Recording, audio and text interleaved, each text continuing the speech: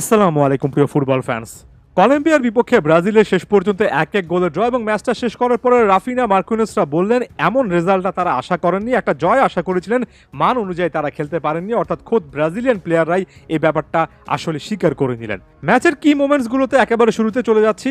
মাত্র দ্বিতীয় মিনিটে ভিনিসিয়াস জুনিয়র একটা ফাউলের শিকার হয়েছিলেন, হয়তোবা নিজের মনোযোগটা হারিয়ে ফেলেছিলেন। এর কিছুক্ষণ পরে হামেস রদ্রিগেজকে ফাউল করে যে ইয়েলো কার্ডটা দেখলেন, সেটার মাধ্যমে পরবর্তী রাউন্ডে উরুগুয়ের বিপক্ষে যেখানে ব্রাজিল খেলবে সেখানে ভিনিসিয়াস জুনিয়রকে ডরিভাল জুনিয়র পাবেন না। এটা আরো বেশি করে হতাশার। ভিনিসিয়াস জুনিয়র না থাকলে ফাইনাল থার্ডে ব্রাজিলের শক্তিমত্তা কমবে, ভিন্ন একটা স্টাইল হয়তোবা ট্রাই করতে হবে।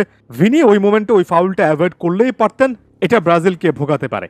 সেই ফাউলটা থেকে দুর্দান্ত একটা ফ্রি কিক নিয়েছিলেন, পুরো ম্যাচে অসাধারণ খেলা এবং man of the match performance দেওয়া হামেস রদ্রিগেজ। ফ্রি কিকটা বারে লেগে প্রতিহত হয়, তবে ফ্রি কিকের সুযোগ পেয়ে রাফিনা অন্য প্রান্ত থেকে ভুল করেননি। স্যাভিওর পরিবর্তে রাফিনা নেমেছিলেন মূলত ডিফেন্সিভলি আরো বেশি কিছু অফার করতে পারেন রাফিনা, এই একটা আইডিয়া নিয়ে রাফিনাকে এই ম্যাচে স্টার্টিং লাইনআপে রেখেছিলেন ডরিভাল জুনিয়র। রাফিনা তার জায়গা থেকে সর্বোচ্চ চেষ্টা করেছেন, যে গোলটা করেছেন দুর্দান্ত অসাধারণ একটা ফ্রি কিক।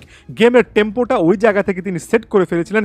এর আগে ব্রুনো গিমারেসের একটা শট প্রতিপক্ষ গোলকিপার যখন ডান দিকে ঝাঁপিয়ে সেভ করলেন, তারপরে যখন রাফিনা গোল করলেন মনে হচ্ছিল যে ব্রাজিল এই ম্যাচের কন্ট্রোলটা নিয়ে নেবে। তবে মিডফিল্ডে ব্রাজিলের সেই একাগ্রতা দেখা যায়নি। ডিফেন্সে বেশ কয়েকটা জায়গায় উইকনেস ধরা পড়েছিল। একের পর এক আক্রমণ হামেস রদ্রিগেজরা করছিলেন। একটা গোলও কিন্তু কলম্বিয়া অল্প কয়েক মিনিটের মধ্যে পেয়ে গিয়েছিল, তবে অফসাইডের কারণে সেটা বাতিল হয়ে যায়।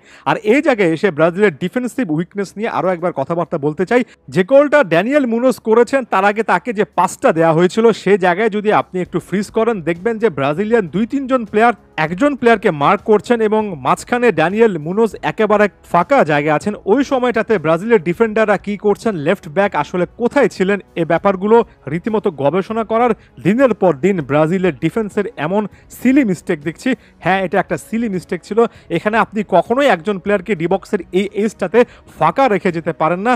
যে জায়গা থেকে ব্রাজিল গোল কনসিড করেছে সেখানে ডিফেন্সিভ ওয়ার্ক রেটের অনেক সমালোচনা করার ব্যাপার আছে এবং ওই একটা মোমেন্টই ব্রাজিলকে কিন্তু ম্যাচটা থেকে ছিটকে ফেলেছে। সেকেন্ড হাফে আমরা দুটো দলেরই চেষ্টা দেখেছি। রাফিনা আরও একটা ভালো ফ্রি কিক নিয়েছিলেন, প্রতিপক্ষ অর্থাৎ কলম্বিয়ার বোর্ডে একেবারে ফাঁকা পোস্টে সুযোগটা কাজে লাগাতে পারেননি, বলটা উপরে মেরেছেন। আন্দ্রেস প্যারেরা একটা দুর্দান্ত শট নিয়েছেন, যেটা কলম্বিয়ান গোলকিপার খুবই ভালো দক্ষতা দেখিয়ে সেভ করেছেন। 1-1 এই রেজাল্টটা কলম্বিয়ার জন্য খুব একটা বেশি ক্ষতিকারক নয়, কারণ তারা গ্রুপ চ্যাম্পিয়ন হিসেবে তুলনামূলক সোজা প্রতিপক্ষ পানামাকে কোয়ার্টার ফাইনালে পাচ্ছে। ব্রাজিল পাচ্ছে উরুগুয়েকে, যারা কিনা এবারের টুর্নামেন্টের অন্যতম ফেভারিট। এবং তার চেয়ে বড় কথা, উরুগুয়ের বিপক্ষে জয়ের পরে ব্রাজিল সেমিফাইনালে আরও একবার এই কলম্বিয়াকে পাবে। আপনি যদি ওভারঅল স্ট্যাটস দেখেন, 51% বল পজিশন ব্রাজিলের ছিল, 49% কলম্বিয়ার ছিল। ব্রাজিলের 7টা শটের বিপরীতে কলম্বিয়া 13টা শট নিতে পেরেছে।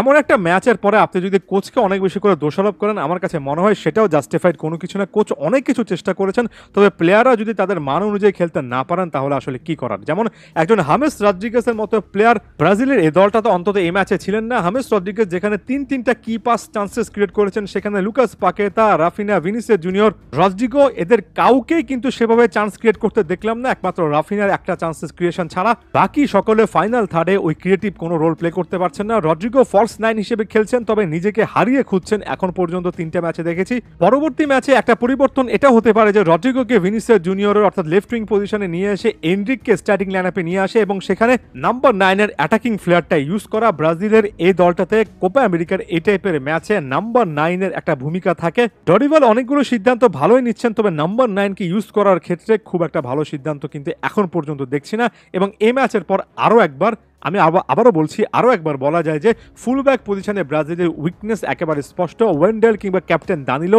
কেউ কিন্তু অসাধারণ ম্যাচ কাটাননি। কলম্বিয়া প্রায় প্রতিটা আক্রমণ হয় রাইট উইং কিংবা লেফট উইং বা রাইট হাফ স্পেস বা লেফট হাফ স্পেসে ওই ফুলব্যাকদের ওভারল্যাপ করে উপরে উঠে আসতে যে গ্যাপটা থাকে সেখান থেকে করেছে। গোলটাও তারা এভাবে পেয়েছে। এই ছোট ছোট ভুলগুলো শুধরাতে হবে। এখনই সবকিছু শেষ হয়ে যাচ্ছে না, তবে নক আউটে এর চেয়ে অনেক ফার বেটার ফুটবল যেটাকে বলে সেটা ব্রাজিলকে খেলতেই হবে। ধন্যবাদ সবাইকে।